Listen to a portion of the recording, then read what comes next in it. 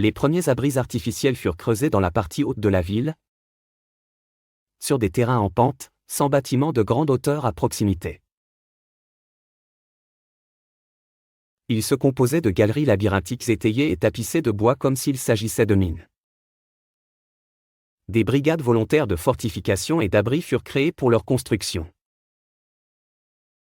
Les travaux étaient financés par des dons, des tombolas, des coupons spéciaux, des soirées de boxe et la vente obligatoire d'un timbre-poste en faveur des abris.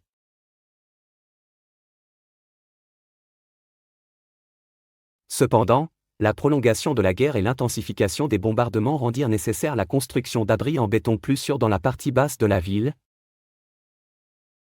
comme celui-ci, construit en mai 1937.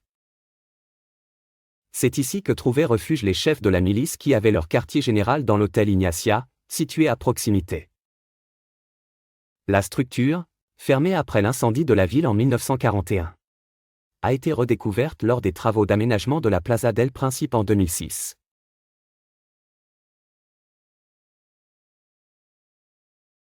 L'accès à ces constructions souterraines se faisait depuis une structure située dans la rue. Des escaliers menaient à une antichambre, d'où partaient plusieurs galeries séparées par des cloisons afin d'amortir les effets de l'onde de souffle.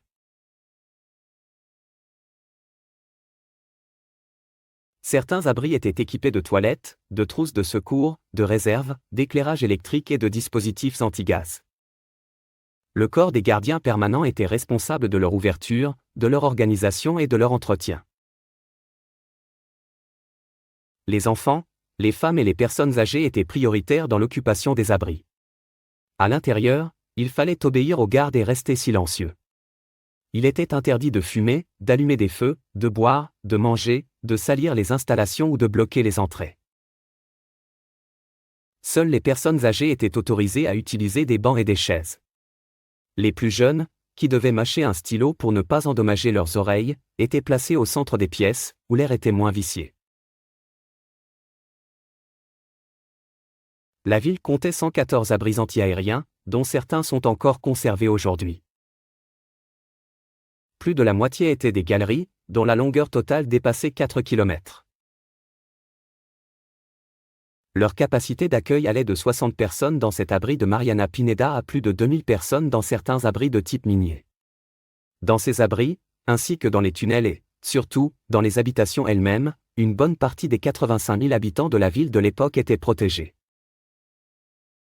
S'y ajoutaient quelques milliers de réfugiés venus d'autres provinces. Les abris furent fermés après la chute de Santander en août 1937.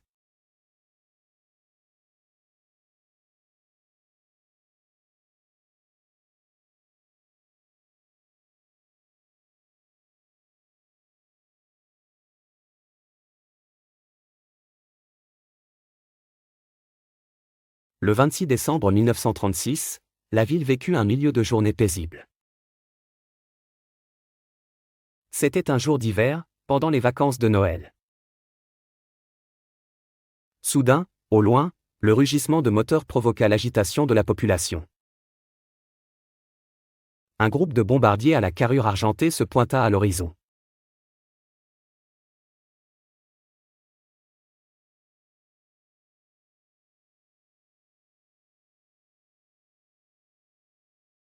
En 10 minutes à peine, les avions déversèrent leur message de mort et de destruction sur la ville.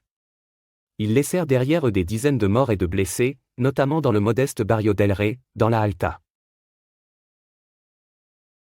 Le choc fut total. Ce n'était pas la première attaque subie par Santander, mais ce fut la plus violente. À partir de ce triste jour, les autorités furent contraintes de protéger la population avec des abris plus sûrs et plus efficaces.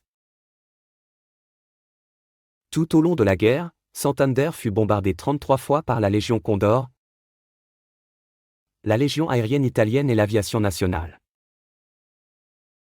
11 de ces bombardements firent 88 morts et 104 blessés. Les bombes visaient les principaux sites et infrastructures stratégiques de la ville, notamment les chemins de fer, la zone portuaire, les chantiers navals, les dépôts de carburant, les usines, l'aérodrome de la Albericia ou encore la caserne Maria Cristina.